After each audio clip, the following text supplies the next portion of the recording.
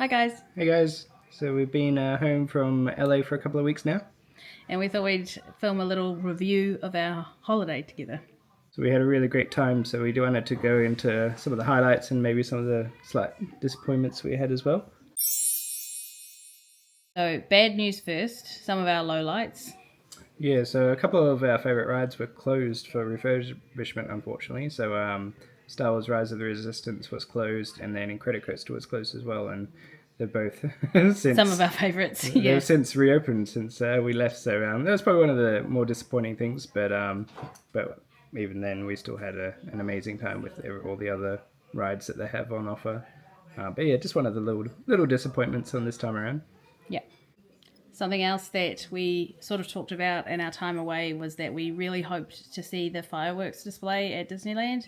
And unfortunately, the 2 nights that we were there that we'd attempted to see it, winds were too high to see the fireworks. So it was a little bit disappointing. And then the one night where we had our rest day, they had fireworks at the park, and it was so frustrating. I didn't even look out the window at them because I just was so fed up with it.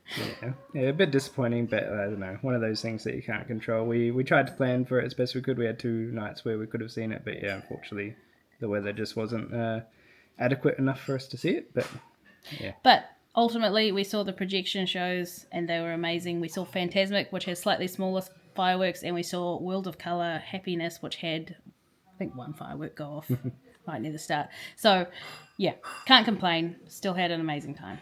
I had a list of merch that I'd seen that I really wanted to get in the parks. It was stuff that was exclusive to the Disneyland 70th, so you couldn't find it online. And by the time we'd got there, which is maybe 7 months after the celebration had started, all of those items had sold out or they were no longer making them and they were bringing in new merch. So it was a little bit disappointing, and hard part for me was that I kept seeing people around the parks wearing the exact merch that I wanted. More than once, the thought crossed my mind, like, can I go up to that person and offer them an amount of money for the jumper that they're wearing right now? But yeah, ultimately, I still got a really cool set of merch that I did want, but yeah, just one of those things. We don't live in America. We're not close enough to get to the parks more than once a year or every 2 years. So yeah, the last low light that we have on our list is that we got sick on the second to last day of our trip. So it was our last day in the parks, the day that we had Sweethearts Night in the evening. And it was planning to be a big day. Both of us woke up with a sore throat, and despite being really vigilant with hand sanitizer and trying to look after ourselves as best we could, we caught some sort of American strain of flu, and it really was hard going on the last it was day. a bit of a rough day and a bit of a rough trip home. So Yes, yeah, the 12-hour flight was a struggle, trying not to cough or be gross and just make it through. Ears popping was an issue. It was, yeah, not very nice. And then as soon as we got back, it probably took me about 2 weeks to recover. And we've only just sort of come right now. hence this video being made a couple of weeks Yeah. after. The number one highlight for me is definitely the weather. We went in the middle of California winter, which ended up being not too dissimilar from New Zealand summer. We had temperatures that ranged from a high of 25 to 27 down to 10 or 11 degrees. It was very pleasant. In the past, when we've been in September, it got up to 40 degrees Celsius. I was melting. It wasn't that fun.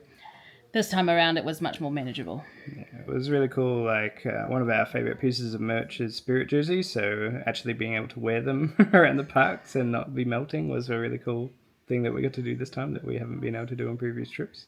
Yeah, and I'd bought myself this really cool cardigan, which is in one of our earlier videos, and it's got the Disney castle on the back, and it was really nice to be able to wear that at night, walking around the parks and not be overheating, and it's just be nice and warm and comfy. Another one of our favourite parts was just being there during the 70th anniversary sort of celebration of the park. There was a lot going on around the park, and you could tell that they were really just wanting to celebrate it. And yeah, one of our favourite things was doing the key to Disneyland, going around to all the parks, collecting all the different keys and sounds, and then unlocking the pin at the end. So yeah, just a really cool experience. One of my highlights as well was getting to build a tiara in the Crystal d'Orleans shop, and I'd seen it online in Florida in Magic Kingdom, and then I found out that they were doing it at Disneyland, so immediately was like, that's on our list to do this time.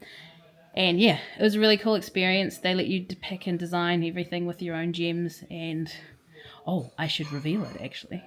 Ta-da! So here it is. It's silver and it's got blue gems in it.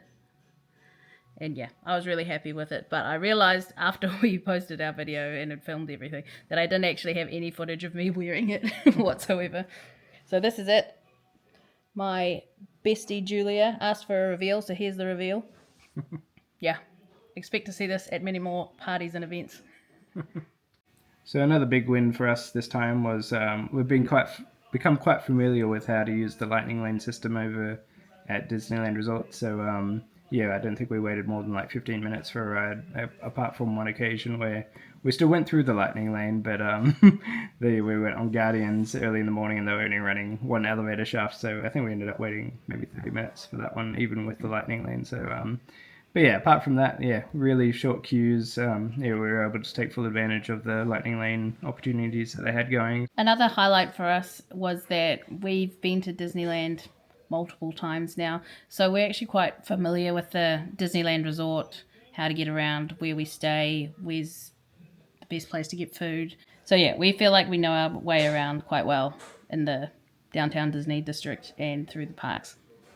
And we keep up to date with what's going on in the park. We, yeah, as we've said before, we watch. There's a few YouTubers that we like to keep up to date with in the parks who are constantly giving updates what's happening in the park. So we're pretty familiar with what new things are opening, what's closed. Those were our highlights. Now on to our key takeaways that we came up with. So number one is that you can't do everything. Unfortunately, I thought we could get away with celebrating the Lunar New Year, doing the 70th celebrations, riding all the rides, meeting all the characters, watching all the shows. You just can't do everything. We focused on food this time around, more so than we ever have on any other trip, on trying different things, going to different restaurants, and watching all the parades because they put special ones on for the 70th. And we maybe didn't get the most out of our park hopper ticket and our lightning lanes because we weren't focusing on those things, like trying to get everything done in both parks. We still did try, but we didn't get to meet as many characters and have those sorts of experiences. So it was a different trip than we've been on previously. We still enjoyed it, but I did notice the difference when you focused on other things that you couldn't achieve everything that you wanted to. So another key takeaway is just being prepared to pivot if things aren't going to plan the way you expect it to. We try and plan out most of our days ahead of time, and yeah, one of the days it was a kind of park was just a bit busier for the plans that we had planned to do that day, and yeah, unfortunately, Little Miss got a little bit upset at one point in the morning because we were just trying to do too much, and the park was just too busy. So we just sort of regrouped. We reshuffled our plans, did some of the things that day that were less reliant on crowd levels and stuff. And then we were able to do the things we had planned to do that day on a different day. So yeah, just being prepared to pivot, like have your plans in place, but don't set them in concrete. Be ready to, if the day isn't going how you're planning it to, then just pivot to something else that you can achieve that day. Yeah, and I would say the thing that we realised is that when it stops being fun, then it's not really worth it. So might as well enjoy ourselves and not be so stuck with whatever plan we've come up with and just be flexible on the day. So another thing we'd probably have a takeaway from this and would probably look to have a closer look next time was just to see what events might be happening. We just happened to book a weekend there where Run Disney event was on, so there was a lot of like extra people in town just for that event, and subsequently came into the parks on the days we were there over that weekend as well. So yeah, had we maybe looked at that a bit further, maybe we might have changed the days slightly we were there to try and avoid that entirely. So yeah, just something for us to take note for the future when booking future trips. It might also just be a reflection of the fact that there was an event over that weekend, but we found that weekdays were definitely better than weekends. It was so much easier to achieve what we needed to when we went on a Monday morning versus Saturday midday. It was just chaos in the parks. The main reason we did choose to go to the parks on a weekend was to catch the fireworks. So it was a double whammy. It was really busy in the parks on the weekend, and then we didn't even get the fireworks. So, oh well. Oh well. Lesson learned. Don't care about the fireworks so much. Just care about getting in the parks on a nice day. Weekdays over weekends. Another thing we thought we'd talk about was the after-hour event that we went to, which was Sweethearts Night. So at Sweethearts Night, I thought it was going to be a really cool event that we got to go to the park for a little bit longer than your average crowd, which was the case. But while we were waiting around for some of the things to start, because they have an hour sort of overlap between when the park officially closes to other guests and when our event kicked off, one of the cast members had said to us, just pick 2 or 3 things to do for the night and that's it. And I thought she was being ridiculous, because there's character meet and greets, there's multiple photo ops, there's the rides, there's food, there's merch, there's so much to do. And I thought, like, surely you're exaggerating. And then we decided to go get a photo, because I specifically wanted the Tangled photo op, which is one of my favorite Disney princess movies. You get to sit in a boat, hold a little lantern, and they take your photo, and it's very cute. We got in the queue, and then the cast member who was at the start of the queue said, once this line starts moving, this queue is going to be 2 hours and 15 minutes long. And I just was like, what are you talking about? Like, we only have the park for 4 hours. You're telling me this one queue is going to be 2 hours and 15 minutes. Yeah. And this was before the event had even started. This was about 8 o'clock or so, and the event started at 9. Exactly. And I just thought, you've got to be joking. Turns out it moved a little bit faster than that. We got through the queue in about an hour. So by the time our event started at 9 p.m, we'd gotten the hardest thing to do done. But still, I immediately realised, oh gosh, we're going to have to just pick and choose a couple of things and then just be happy with that. What did you think of it, dear? It was really cool to be in the park sort of after hours. I would say the lines were very long though. So I think if you're planning to do one of those events, and like especially the photo ops are your priority, just set your expectations, plan to just do like maybe 2 or 3 of them. Don't think you're going to get them all done within the first couple of hours. Like in between the things we were doing with the photo ops and character meet and greets, we were able to just walk on some rides like really easily around the park. So definitely, if rides is a big thing for you, you could definitely get so much done in an evening with rides. But if you're wanting to do like the meet and greets, the food, other stuff, you're probably not going to get on too many of them in amongst all the things. But at least there's the option to just jump on rides whenever you want to, though, which is great. As we also mentioned earlier in the video, we were sick on the last day of our trip, so that was also the same day that Sweethearts Night was on. That meant that both of us were sporting a sore throat, starting to get the beginnings of a cold, and honestly, it was just rough.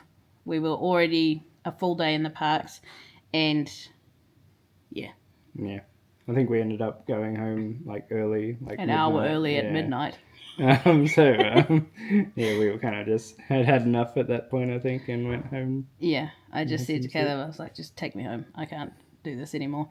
And it was a shame, because we had spent extra money to go to this after hours event, but I just didn't even feel like I could enjoy it by the end, because struggling to breathe, struggling to swallow,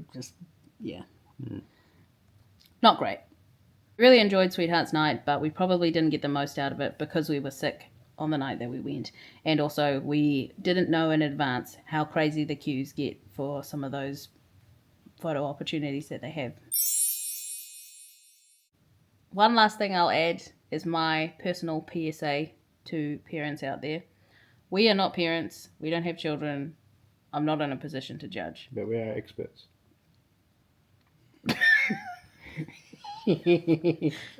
However, I will judge. Because on our first day in Disneyland, we managed to rope drop Peter Pan, which is the hardest ride to get on in the park. We had a family behind us. It looked like there was a mum, an aunt, and a grandma together, and they had 2 kids with them. The older one probably looked about 9 years old. The one that I'm specifically going to mention was a little boy, and he must have been maybe about 7 years old. And at some point when we were in the queues, where we were just going zigzagging back and forth before we get on the ride, probably 10 minutes away from getting on the ride at this point, he started having a meltdown, like absolutely losing it, crying, screaming, "Mummy, please don't make me do this. I don't want to do this. Mummy, please don't make me get on this ride. I really don't want to do it." To the point where they were hyperventilating almost, and it was really distressing to watch and listen to. And I understand that kids have meltdowns sometimes and there's tantrums and stuff. She didn't listen to her kid once when they were signaling, "Hey, I really don't want to do this." I just was really uncomfortable with it because there's this kid who's able to verbalize, "Hey, I don't want to do this. I don't like this." The mum didn't listen whatsoever, didn't acknowledge their feelings, say, "Hey, I know it's not what you want to do right now, but let's just do it together as a family." None of that. It was like, "No, tough luck. You're getting on the ride, blah, blah, blah." I'm pretty sure the mum was hell-bent on riding the ride, so it didn't matter what this kid had to say. And because it's one of the hardest rides to get on, and we managed to rope drop it, and we got there really early, it's like nothing that the kid said mattered, and all that mattered was that she, the mother, wanted to ride the ride. I mentioned what the party looked like. So there was a mum, an auntie, and a grandma. So there were multiple adults, more adults than children. Someone could have easily stepped out of the queue with the kid and been like, "Hey, you know what? It's not worth it. Let's just go wait for everyone else outside the queue." And I understand we're not parents. I don't know what it's like. But I have nieces and nephews. I wouldn't subject them to that. It's not worth it to me. I'd rather just go stand outside. Yeah, I don't know what my point really is. I'm probably just ranting. But please don't be one of those parents. Like, a 5-minute ride's not really worth it for your kid to lose their shit. It's Disneyland. It's supposed to be fun. Just because you really want to ride a ride doesn't mean you should probably drag your kid on it kicking and screaming when they really don't want to. I don't know. That's just my opinion. Wasn't nice to witness. I felt really sorry for the kid. To be fair, the Peter Pan ride, I like it, but it's not amazing. It's not worth it. It's not the end of the world if you don't get to ride Peter Pan in the first 5 minutes of the park opening.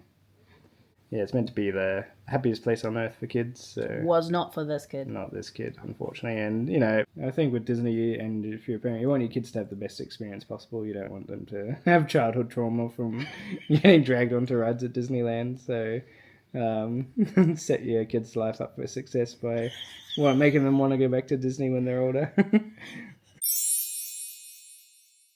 Because I'm a stats gal and I love data, and I was updating you all throughout our trip. Final step count for Disney only, so those 4 days we're in the parks, was 108,000 steps, which worked out to be 65 kilometres walked in 4 days. I was exhausted. Damn. Sore feet.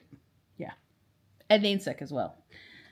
But it was a very intense trip in that respect, but I had so much fun. So that was just some of our thoughts of our trip on this time around. Overall, though, we had an amazing time. Yeah, we had so much fun doing all the bits and pieces around the parks. We did it a bit differently this time, a bit of a different strategy, some different priorities this time. So we'll take those learnings into the future for our future plans as well. I would recommend going back again at that time of year. We will definitely be back at Disneyland at some point in the future. However, it's on the bucket list to go to the other Disney parks around the world. So you may see us there at some point later this year. Spoilers. So that's our recap of Disney. Thank you so much for watching. Hopefully you got some insight into our trip over there. And yeah, we'll catch you guys in the next one. Bye. Bye.